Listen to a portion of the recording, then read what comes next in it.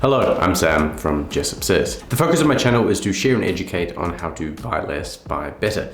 It's not necessarily about buying less things, it's about buying something that fits its purpose perfectly and serves you for as long as possible. In this video, I want to take some time to explain why you should finally move on from those slim and skinny jeans and into something a little more regular, or you may think loose, pants or trousers. Apparently pants and trousers are synonymous, it just depends whether you're in America or England, so I'm going to use them interchangeably. I always believe that context is the best way to understand a topic. So first of all, let's add some context to where our trousers have come from and where each of our modern styles has originated.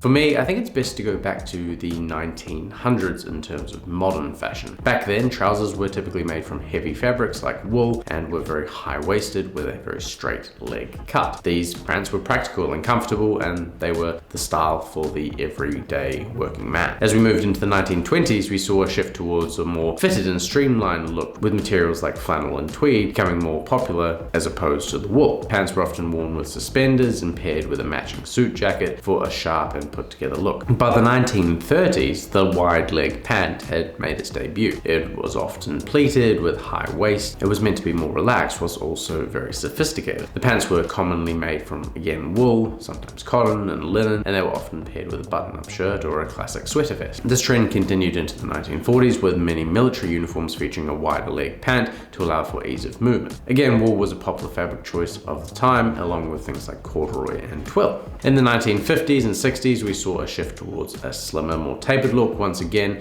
with the rise of the iconic skinny jean. This trend was driven by an emergence of rock and roll culture and was often paired with a leather jacket or a denim shirt for that rebellious and edgy look. In the 1970s, we saw a return to a more relaxed, wide leg style with the introduction of the bell-bottom pant. They were often made from denim or corduroy and were commonly paired with a printed shirt, tie-dye I suppose, band shirt, or a suede jacket. Definitely a hippie-inspired look. Moving into the 1980s, we saw the emergence of the power suit, which had trousers that had a high waist and a very tapered leg with the pleated fronts. They were often made from wool or even synthetic fabrics and were paired with a matching suit jacket with a power tie for a bold, commanding look. 80s, yeah. And then in the 90s, we saw a return to a more casual and relaxed style with baggy, wide leg pants becoming more popular, things like hip hop culture having an influence. In the 90s, pants were often made from denim or khaki and were commonly paired with a graphic t-shirt or a hoodie and some sort of comfortable streetwear inspired look. Into the 2000s, we saw the emergence of the skinny jean once again, with a more streamlined and modern look taking the center stage. The style was often paired with the fitted t-shirt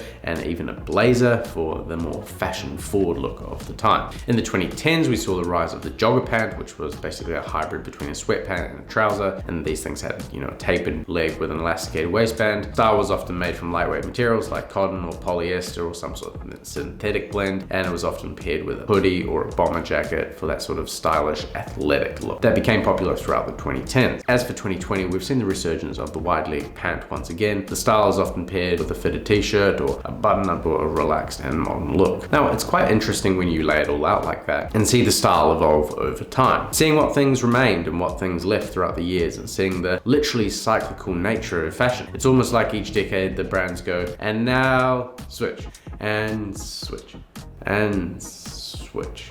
I mean, it would be a good way to keep the money-making machine rolling, wouldn't it? Conspiracies aside, what it does show me personally is that throughout it all, the trend away from slim, more fashion trendy fits was inspired by a want for a more comfortable clothing. But it wasn't ever at the cost of style, but at the cost of fashion. And I think that's the main thing for me in today's world when we have access to so many brands at such a range of prices and qualities. And we know that mainstream fashion is, broadly speaking, cyclical. So what we should do is focus on something that suits you beyond the fashionable trend and importantly has a keen focus on comfort. And this, my friends, is where the modern wide leg trouser or pant comes in. Regardless of if you're wearing a pair of jeans, chinos, flannels, suit trousers, linens, I mean, no matter what it may be, there is a fit that I feel is sort of my rule of thumb in terms of nailing this fit that goes beyond fashion and provides you a great look and a comfortable pair of pants. For me, these are the main areas that you want to look for, whether you're scanning online or whether you're trying them on in person, preferably in person. It's easier to know, but if you order online and then once you get the things in person, this is a really good way to assess whether it's going to be a comfortable and long-lasting fit. The areas you want to look at are the waist height, the waistband, the crotch, the thighs, the calf, and the length. The first thing I think about when I pull on a pair of pants is where the waist is sitting. For a pant that fits the way I find comfortable, I want this to be on or around my belly button. So when I pull them up, assuming that the waist I can do up, I want them to be in a position that's about there. It can be slightly higher or slightly lower depending on the cut and the design of the pair of pants that you are looking at, but it's around that area. Not only is this very comfortable, it also looks really good aesthetically, as it ensures that you have a nice rule of thirds, so your body's broken up into 3 proportions, which looks good on pretty much everyone's body. The waistband itself, you want it to be slim, as in like it fits nicely, but you don't want it to be too tight. You want to ensure that you can sit down and stand up, and the waistband might move a bit when you do so, but you want to ensure that it's obviously comfortable in both situations. I look for a waistband that has a curve in it from front to back. Its purpose is to follow the curve of your hips, which naturally slope back to front. Pants that don't have this tend to be a little bit less comfortable overall, and I struggle to get them to sit nicely, so be aware of that. Quick note on the crotch is that you just don't want it to be too tight for obvious reasons. The next part you want to feel is the thighs or the quads. Doesn't matter if you're built like a chicken or like a rhino, which apparently has a very thick leg. Either way, you want to pay close attention to the amount of space that you have around your quads. This space will allow you to move and flex and, walk, do squats if you need to. Having fabric that is really tight on your quads is sort of the obvious reason that you may want to admit to yourself that you'll find something other than a skinny jean or particularly slim pants comfortable. Now, this area you don't want baggy. You definitely don't want baggy pants. You just want a couple of centimeters either side of your leg when you pull it out from your leg, and on the front and back you want to make sure that you can move freely, and importantly that the fabric of the trouser can move too. You don't want anything to be catching on your bum or behind the knees. Once you're feeling behind the knees, you want to think about how the fit feels around the calves. Again, you don't want it to be too tight, but the amount of taper from the knee downwards will define the fit. If you like a slimmer fit, maybe more taper from the knee down. Not slim, just slimmer. Or if you like a boot cut, you can just do the opposite. Also think about the kind of trouser that you're wearing in the context of the trouser and the fit that you're trying to get. Again, you want to make sure that the fabric isn't catching on your calves as you walk and move. The final element to think about in terms of the fit is the bottom of the trouser or the length. A different length can completely change the look and the fit of your trouser completely. There isn't really any rule as far as I can tell, but again, it comes down to context. If it's a pair of casual trousers, you may want them to be a little bit longer, a little bit slouchier, maybe embrace the dad vibes. I'm into it a little bit at the moment. It's not about crazy stacking or having a lot of fabric around your ankles. That's just not a clean look any way you look at it. And also, if it's dragging along, you're just gonna, cause the ends of your trousers to get all ratty and gross. It's not a good look. But it is okay to just have a little bit of slouch there in a more casual trouser. Though, if you're looking for a beach trouser for a nice warm day and you're wearing, shoes with no socks, you may want to, roll the cuff up a bit to have your ankle showing and have a nice flow of air. On the other hand, for a more formal silhouette, you want there to be as much drape as possible. This counts as the thighs and calves. You want them to be a very nice clean silhouette. You don't want any crinkling or any sort of break in that line. This means that you probably want a formal trouser to end in an actual sewn in cuff. Typically about 4.5 centimeters works best for most people that I know. And then this cuff you want to be hitting the top of your shoes, but not hitting the shoe fully so that it makes your trousers break, as in have a kink in them. You want them to hit your shoe, but not have a break, so have no break. And that's sort of the cleanest, most formal way you can do it. This cuff is actually designed to weigh the trouser down and ensure that that drape actually looks really cool and that the side silhouette is perfect. There isn't a hard and fast rule here. You can sort of play with it depending on the style that you're going for, but I recommend nothing more than a full break, as once again, you'll have just too much fabric stacking up and that can look sloppy and it's just not ideal. By following these simple guidelines when you're trying on pants, or if you're looking online, you can sort of look at what areas to look at. It's a way to make sure that your pants are not too slim, not too wide, and hopefully it'll end up with you finding a pair of pants that is really, really comfortable. It also shouldn't be too intimidating of a fit if you're new to the style. Like, it's about finding something that's going to suit you and fit you regardless of whether it's wide or slim or what's in style, what's in fashion. And then you're able to embrace fashion by choice. And I realized that changing from skinny jeans to what you conceive perceived to be, wide jeans can be intimidating. So don't think of that as being a huge change. You can still wear skinny jeans sometimes. You just want to find a pair of pants that fits you and is comfortable and you can wear all the time. So I encourage every man out there to take the step and embrace a fit that's going to actually be more comfortable and look much better on you. I promise.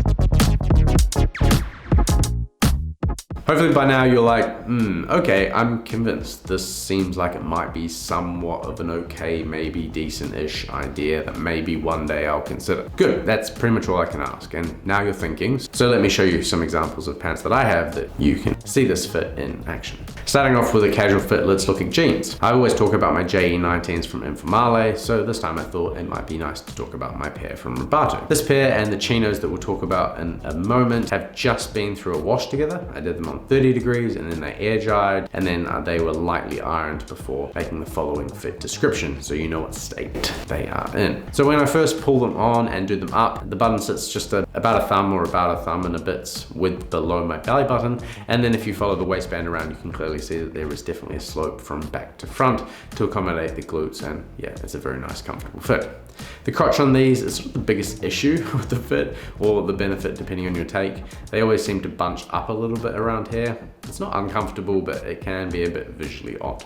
The thighs have a good amount of room when standing and sitting, and I can't feel them catching anywhere, but they aren't baggy. The same can be said of the calves, which have plenty of room to move, but once again, don't look slouchy. The length is a perfect cut, hitting the top of whatever the shoe it is that I am wearing at the time, creating some break. But I can easily roll them up if I want a nice clean line, and it shows off the selvage, which is a nice benefit. This is a very comfortable and good looking pair of jeans that you could wear for many, many years to come, whether it's a skinny jean or a wide jean in fashion. Jumping into my Informale chinos, they immediately feel quite similar, but also a little bit different. The buttoning position is a little bit higher than the jeans, and they're sitting almost sort of on or like just slightly below my belly button. The waistband is the same sort of curve, but it's a little less exaggerated than the jeans were because it sits at about the same place on the rear. The crotch is a lot better on these, there's no issues that I've noticed. Then onto the thigh, which has about double the space of the jeans, which doesn't feel that different on the leg or when sitting down or standing up, if I'm honest. But maybe the denim stretches a little bit more. It's hard to know when you account for material sciences, and I'm no material scientist. The calves are same as the denim was. Again, they're very, very comfortable, plenty of room for movement. It doesn't catch anywhere. I had these hemmed at the perfect no break length, and honestly, I just love these pants. They are perfect. The final pair of trousers I want to cover is a pair of flannels, and they are a pair of easy trousers from Informale. The fit of these, even with pleats and an elasticated waistband and a zip fly and an extended waistband and all the other parts that are completely different from the other two pants we've just talked about, they feel remarkably similar, although they do just feel like putting on a pair of pajamas. So if you own these trousers, you know exactly what I'm talking about. They sit covering my belly button. The waistband once again slopes nicely around the back and it's all elasticated. This pair have double pleats, which allow for great fit through the crotch and of course through the thigh. As this is wool and is a lot more malleable than cotton is, the thigh space is draping. This means that through the thigh and the calves and right down to the bottom, there is plenty of room to move because there is a clean line, exactly what you want. The line is ruined somewhat by my choice of a classic English length cuff. It's a very, very traditional thing to do, but I probably have it up 0.5 centimeter to be a little bit more useful in casual settings. It is a very nice formal length and the cut is really great, and I do get a lot of wear out of these trousers already, so yeah, they're really, really cool pair of trousers. This year I'm also embracing the slouch, so I'll see if that has anything to do with it, and maybe I like it more, so let's see.